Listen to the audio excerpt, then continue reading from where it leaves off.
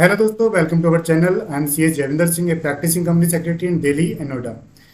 दोस्तों, आज हम बात करते हैं एक बड़े ही अच्छे टॉपिक के बारे में कि जो गवर्नमेंट एम्प्लॉय होते हैं, किसी भी सेक्टर के किसी भी डिपार्टमेंट में गवर्नमेंट एम्प्लॉय हैं, क्या वो अपना बिजनेस कर सकते हैं? क्या वो किसी प्राइवेट लिमिटेड कंपनी, किसी सेक्शनेट कंपनी, किसी निधि कंपनी में डायरेक्टर बन सकते हैं, या फिर वो किसी प्राइवेट लिमिटेड कंपनी, सेक्शनेट कंपनी या फिर निधि कंपनी में मेंबर बन सकते हैं या फिर नहीं?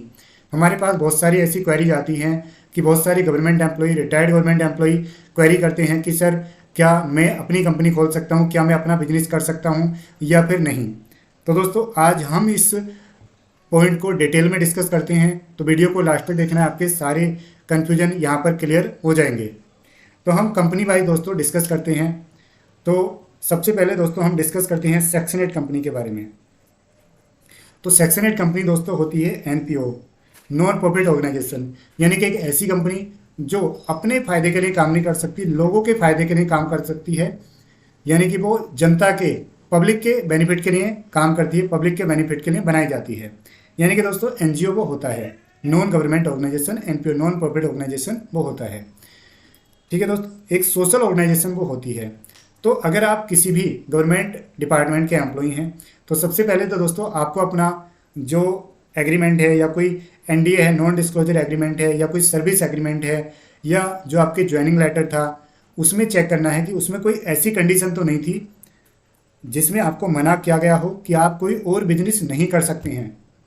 तो ये आप कैसे चेक कर सकते हैं? या तो दोस्तों at the time of joining, जब भी आपने ज्वाइन करा हो, या फिर जब आपने वो डॉक्यूमेंट साइन किया गया हो, तब आप चेक कर सकते हैं। आप बोलेंगे सर, मैंने तो 5 साल पहले, 10 साल पहले ज्वाइन किया गया था, अब तो मुझे याद नहीं है कि मैंने वो डिटेल, वो पॉइंट मेरे उस लेटर में था या नहीं था, मुझे तो याद भी नहीं है सर, मैंने पढ़ा भी होगा या नहीं पढ़ा होगा।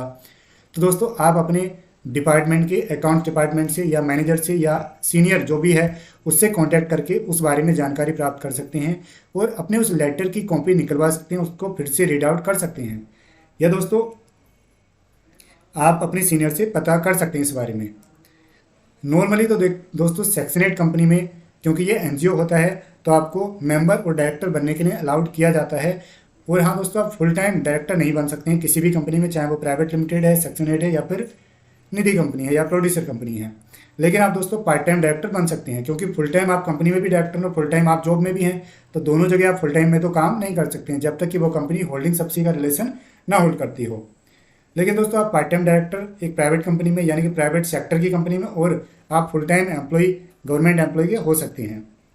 लेकिन आप फिर भी अपने सर्विस एग्रीमेंट या ज्वाइनिंग लेटर में ये चेक जरूर करा लें कि सर ऐसा कोई पॉइंट तो नहीं है जिसमें मुझे मना किया गया हो, स्ट्रिक्ट किया गया हो, या किसी पर्टिकुलर बिजनेस में ना करने के लिए या ना शामिल होने के लिए मना किया गया हो।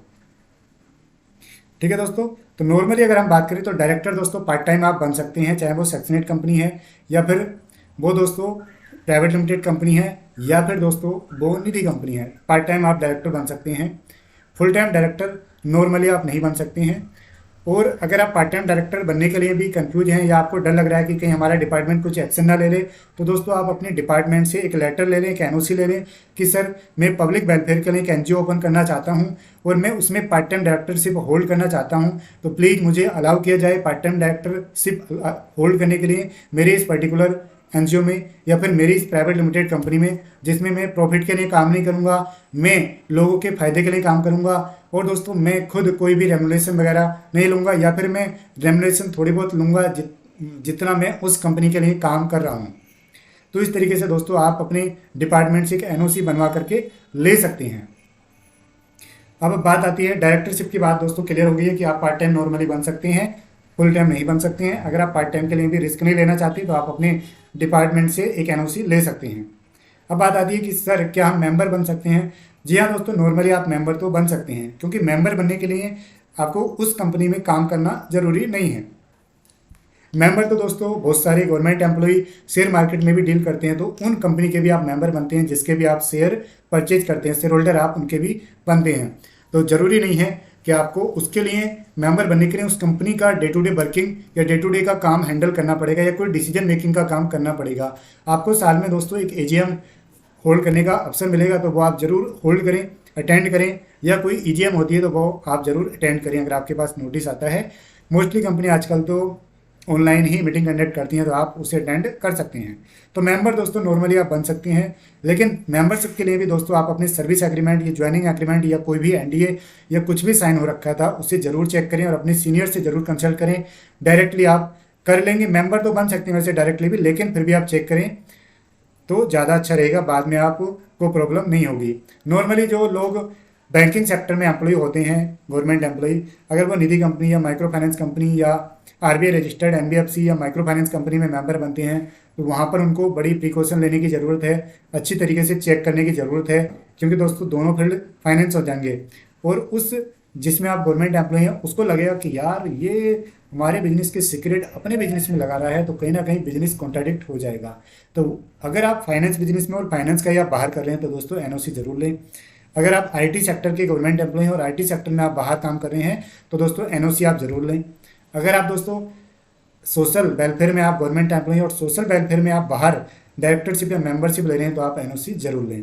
तो दोस्तों आई होप आपके काफ़ी सारे डाउट यहाँ पर क्लियर हो गए होंगे। अगर अभी भी आपका कोई डाउट है तो आप दोस्तों हमें कमेंट करके ज़रूर बताएं, हमें ईमेल कर सकते हैं और हमें दोस्तों व्हाट्सअप कर सकते हैं। और दोस्तों विदाउट अपॉइंटमेंट डायरेक्टली आप कॉल अवॉइड करें, हमें व्हाट्सअप या ईमेल या कमेंट के थ्रू कॉन्टैक्ट कर सकते हैं। जय हिंद दोस्तों, इस वीडियो में इतना ही, मिलते हैं एक और नई वीडियो में, तब तक के लिए बाय बाय।